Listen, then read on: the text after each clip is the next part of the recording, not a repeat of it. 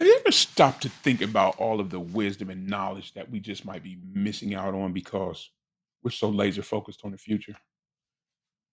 Today, let's talk about how the elders in our tribe hold not only the keys to our past, but maybe even to our future. Hey, Circle, welcome back to Unplugged. If you're new here, pull up a chair and join the conversation. This is the village where we keep it real, raw, and respectful. To my returning circle, welcome back, family. It's always great to see you guys again. Now, let's jump right into this. Today, we're going to be talking about the role of elders in the tribe.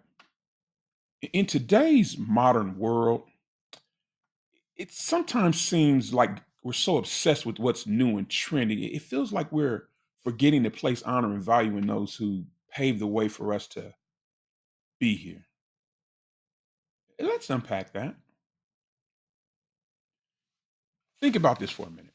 Every tradition, every bit of wisdom, and every story about where we come from comes from someone who's lived it. Elders are like the roots of a tree. Their experiences hold us steady, even when the winds of change start to blow really hard. But are we really taking the time to sit at their feet and learn from them anymore like we once did? Here's the truth: the elders bring a unique perspective to the table, a unique perspective on life. As they've seen things come and go, they can spot patterns that the rest of us might miss altogether. And the many and varied life lessons that they've learned along the way. Yeah, mistakes. Oh, yeah. They made them all and then some. But their advice, people, it could possibly save us from making those same mistakes or a whole bunch of new ones. And that connection to history, believe it or not, they are the living bridge between the past and the present. And they're still here now for us to learn from and appreciate. Because once that bridge is gone, family, it's gone for good. Question for you: how often do we take the time to really listen to the elders in our lives? And when was the last time you asked them to share some of their life's experiences with you? Now, here's the problem, fam. In today's modern world, we tend to idolize and prioritize technology, youth, and innovation. And don't get me wrong, those things are nice. Yeah, yeah, yeah. There's power in fresh ideas. But those things come at a cost. And at what cost? We've got to ask ourselves something. Are we leaving the wisdom of experience behind in the rush for the next big thing? And it seems as if we're all so disconnected for some reason, but not only from each other, but everything around us. There are families where the younger generations will go out of their way to avoid having conversations with the elders because they think the elders are out of touch or still living back in the old days. And even in the workplace, older employees often feel invisible or undervalued or even discriminated against because of their age. Doesn't that bring experience and wisdom?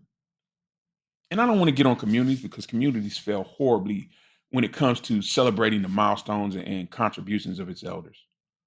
Now, growing up, I didn't always understand the wisdom my elders were trying to pass on to me. And I would think, and they don't know what they're talking about, and times are different now. And I just tune them out. I was a kid. But it turns out that the elders knew exactly what they were talking about. And the older I get, the more I realize how much truth they were actually dropping on me. And it's funny how life has a way of proving people right. But I'll tell you what, fam, let's change all that. It all starts with respect, and that begins with listening. I mean, these are the people who paved the way for us. So the next time you're around an elder in your circle, ask them about their story. You might be surprised by what you can learn by just listening. And it's not enough to just respect our elders in theory, because actions will always speak louder than words. Here's a couple ways to uplift and honor the elders in your life. Be sure to include them in your conversation. So, whether it's family decisions or community events, let them know they are valued and important part of that community and that their input does matter. And learn from them. Invite them to share some of their stories or life experiences or recipes or skills or whatever it is their expertise is in. And be sure to celebrate their contributions. birthdays, anniversaries, or even just thank you moments. That go a long way, people. Here's another thought. Start a wisdom circle within your family or community and make it a tradition to gather and let the elders share their stories, advice, or hell, even their favorite jokes. It's just a really simple, easy way to preserve their legacy and while at the same time strengthening your own circle. Here's the thing, family. Our elders aren't just relics of the past.